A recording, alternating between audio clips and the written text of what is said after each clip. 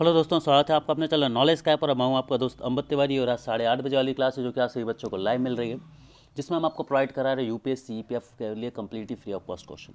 तो दोस्तों आज हम करने वाले हैं इकोनॉमी के क्वेश्चन। और जैसे कि आप सभी को पता है कि हम एक स्पेशल सीरीज चला रहे हैं जिसमें हम आपको सारे सब्जेक्ट्स के यूपीएससी आज क्वेश्चन भी कराते हैं। तो आज हम 2012 यूपीएससी प्रीलिम्स में पूछे गए इकोनॉमिक्स के क्वेश्चन करने वाले हैं। आज की क्लास में हम 2012 में जितने भी क्वेश्चन पूछे गए थे यूपीएससी में, अब यूपीएससी प्रीलिम्स में, उन्हें हम करने वाले हैं दोस्तों। ठीक है, तो चलिए स्टार्ट करते हैं हमारी आज की क्लास को।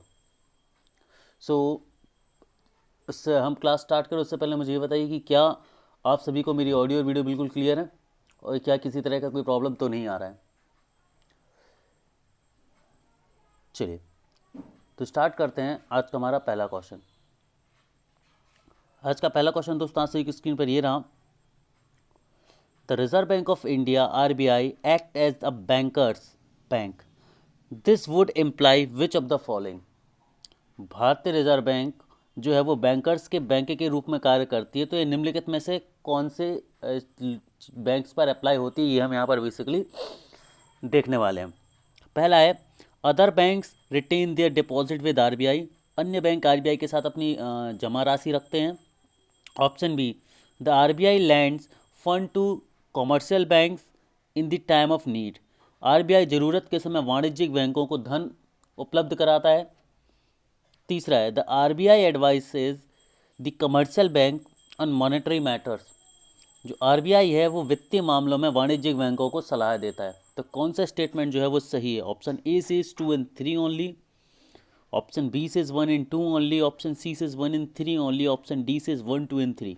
तो इसका जो सही आंसर है दोस्तों वो ऑप्शन नंबर डी, मतलब तीनों के तीनों स्टेटमेंट जो हैं वो बिल्कुल सत्य है कि जो आरबीआई है, रिजर्व बैंक ऑफ इंडिया है, ये बैंक जो है आरबीआई के साथ अपनी जमा राशि रखते हैं। ऑप्शन 2 आरबीआई ज़रूरत के समय उन्हें धन उधार देता है और ऑप्शन सी आरबीआई मौद्रिक मामलों पर वाणिज्यिक बैंकों का सलाह देता है।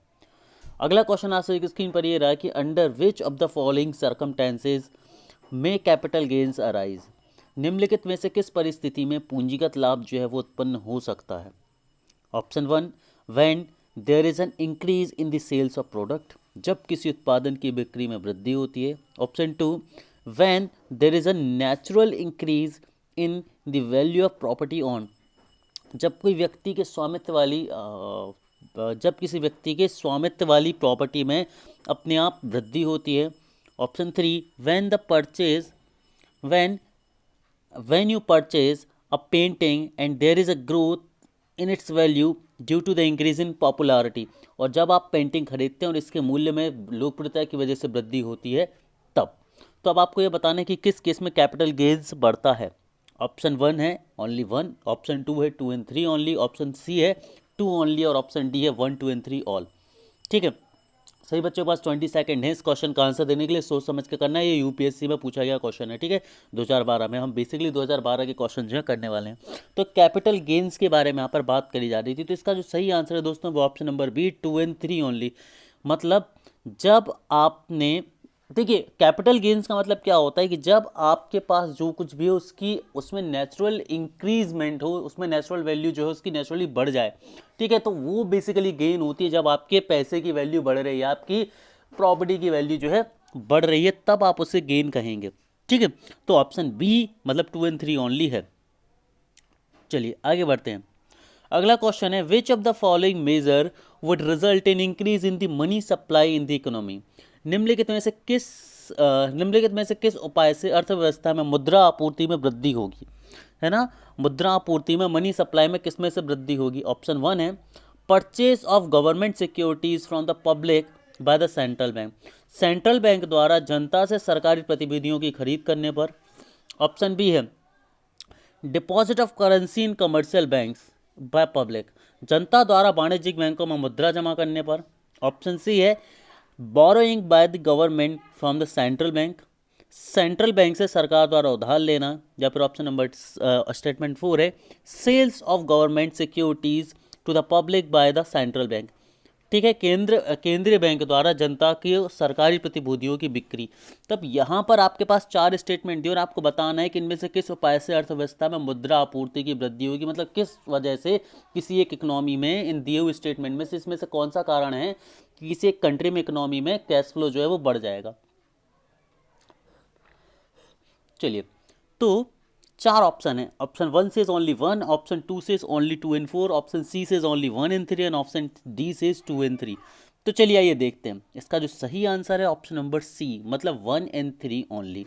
मतलब 1 बोलता है कि purchase of government securities from the public by central bank, है ना, जब सेंट्रल बैंक द्वारा जनता से प्रभूतियों की खरीद की जाती है।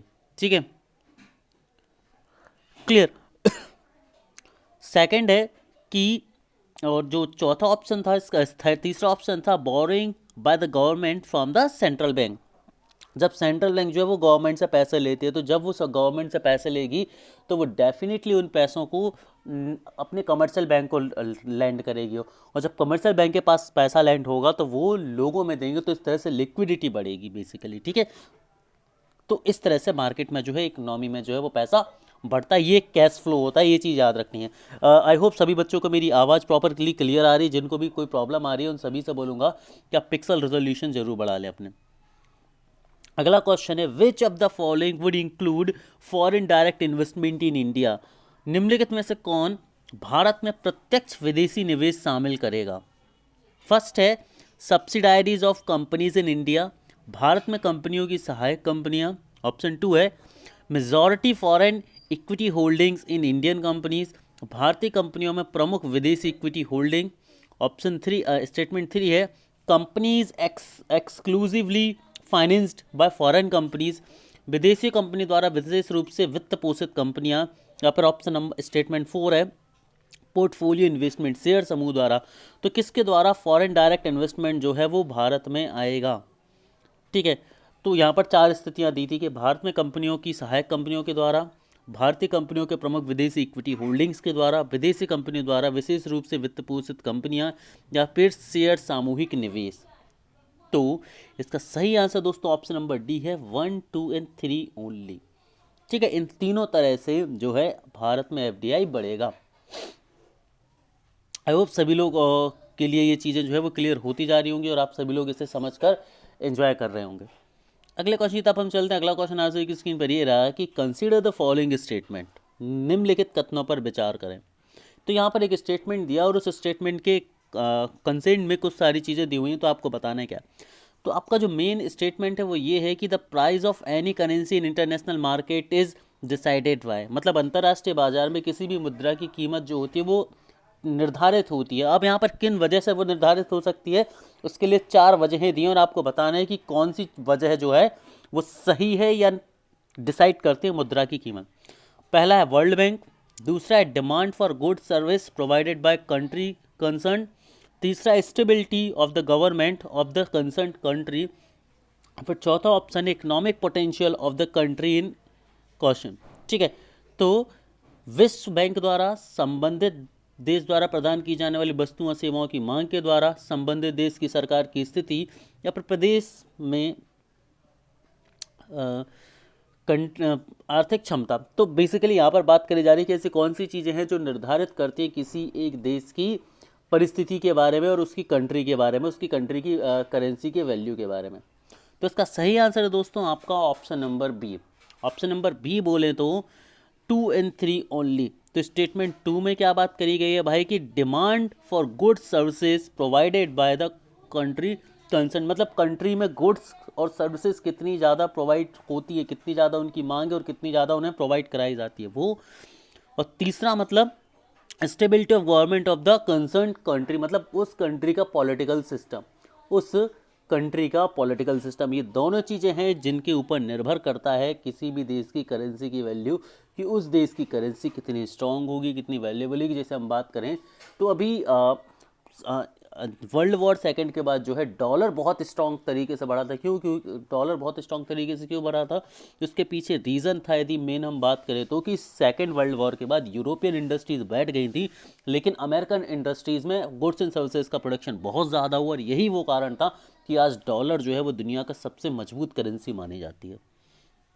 अगले क्वेश्चन की तरफ हम चलते हैं। अगला क्वेश्चन आज की स्क्रीन पर ये रहा। क्वेश्चन नंबर 2012 में ही यह क्वेश्चन आया था कि big banks should try to open offices in each district, है ना। जो लीड बैंक है, लीड बैंक के बारे में कुछ स्टेटमेंट बोला गया है कि लीड बैंक के एक मुख्य उद्देश्य क्या है। तो big banks should try to open offices in each district, बड़े बैंकों को प्रत्येक जिले के में अपने कार्यालय खोलने चाहिए। सेकंड स्टेटमेंट है there should be stiff competition among the various nationalised bank, विभिन्न राष्ट्रीयकृत बैंकों के बीच कड़ी प्रतिस्पर्धा होनी चाहिए।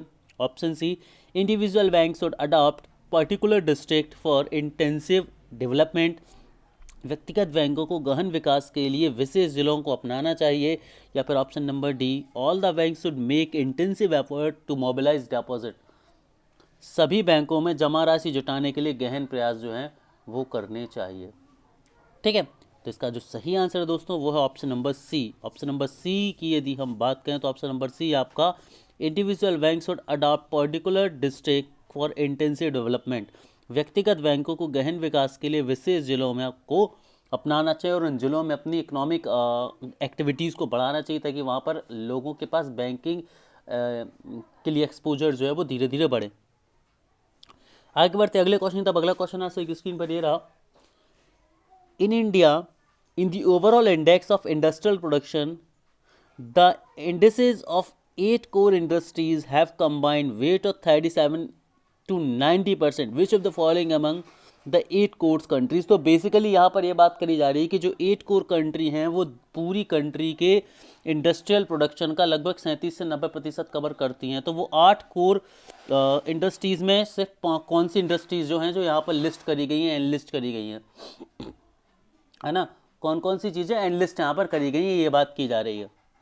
ठीक है, तो भारत में औद्योगिक उत्पादन के समग्र सूचकांक में 8 कोर इंडस्ट्रीज़ के सूचकांक का संयुक्त वजन जो है, संयुक्त वेटेज जो है वो 37 से 90% है। तो अब आपको यहाँ पर ये बताना है कि वो कोर कंपनीज़ कौन कौन सी हैं, वो कोर कंपनीज़ जो हैं वो कौन कौन सी हैं। Cement, fertiliser, natural gas, refinery, textile. ठीक है, तो यदि हम इसके सही आंसर्स की बात करें तो इसका जो सही आंसर है दोस्तों वो ऑप्शन नंबर सी, मतलब 1 2 3 4 ओनली, है ना। टेक्सटाइल जो है वो आपकी कोर इंडस्ट्री में नहीं आती। टेक्सटाइल के अलावा सीमेंट जो है, याद रखना है सभी को, core industry cement, fertiliser, natural gas, refinery product, है ना, स्टील प्रोडक्शन, ये सभी जो है आपकी कोर इंडस्ट्रीज कहलाती हैं जो कि एक बहुत बड़ी वेटेज लेती हैं। आगे बढ़ते हैं अगले क्वेश्चन तब अगला क्वेश्चन आ सके स्क्रीन पर ये रहा। अगेन ये 2012 से क्वेश्चन है आपका कि the balance of payment of a country is systematic record of, किसी देश में भुगतान संतुलन एक व्यवस्थित रिकॉर्ड है। All import and transaction of during a given period, normally a year, goods exported from the country during the exam, economic transaction between the government of one country to another, and capital movement from the country to another। किसी देश का भुगतान संतुलन एक व्यवस्थित record है किस तौर पर? आमतौर पर एक वर्ष के दौरान, एक अवधि के दौरान सभी आयात और लेन देन। बेसिकली ये पूछा गया कि भुगतान संतुलन क्या है। ठीक है, तो एक वर्ष के दौरान किसी देश में निर्यात किया गया माल, एक देश से दूसरे देश की सरकार के बीच का आर्थिक लेन देन, या फिर एक देश से दूसरे देश में पूंजी का आवागमन, पूंजी का आवागमन। तो कौन है इसमें से सही आंसर, कौन है जो एक भुगतान संतुलन कहलाएगा? तो ऑप्शन ए जो है वो इसका बिल्कुल सही आंसर है। यदि अब बात करें तो कि all import in transaction of a during a given period normal year. तो बेसिकली एक फाइनेंशियल ईयर में जितने भी तरह के इम्पोर्ट एक्सपोर्ट ट्रांजेक्शन होते हैं वही आपका एक पेमेंट इम्बैलेंस ऑफ पेमेंट कहलाता है, एक सिस्टमेटिक रिकॉर्ड जो है वो कहलाता है। आगे बढ़ते अगले क्वेश्चन तब अगला क्वेश्चन आ सके स्क्रीन पर ये रहा जो कि 2013 में आया क्वेश्चन है कि the reserve bank of India regulate the commercial bank in matters of what, भारतीय रिजर्व बैंक वाणिज्यिक बैंकों को किन मामलों पर नियंत्रित करती है, मतलब ऐसे कौन कौन से मामले हैं जिन पर आरबीआई जो है रेगुलेट करती है, नियंत्रण रखती है अन्य कमर्शियल बैंकों पर, है ना। तो लिक्विडिटी ऑफ असेट, संपत्ति की तरलता पर, ब्रांच एक्सपांसन, शाखा विस्तार पर, मर्जर ऑफ बैंक्स, बैंक के विलय पर, या फिर वाइंडिंग अप ऑफ बैंक, बैंकों का वाइंडिंग अप करना। यहाँ पर हिंदी उसकी गलत लिखी, वाइंडिंग अप से मतलब है कि बैंकों का लाइसेंस निरस्त करना और उन्हें ख़त्म करना। तो ऐसी कौन कौन सी चीज़ें जहाँ पर आरबीआई नज़र रखती है अपनी बैंकों में? तो बात करी जाए चारों पर ही, है ना। लिक्विडिटी ऑफ असेट भी आरबीआई निर्धारित करती है। ब्रांच एक्सपांसन किस तरह से होगा, कैसे होगा, कहाँ तक होगा, ये भी आरबीआई देखेगी। मर्जर ऑफ बैंक भी आरबीआई के हाथ में होता है, और वाइंडिंग अप ऑफ बैंक्स भी, ये भी आरबीआई के हाथ में होता है। हमने हाल ही में देखा है कि कोऑपरेटिव कुछ बैंक्स के लाइसेंस जो है वो निरस्त किए गए हैं आरबीआई के द्वारा।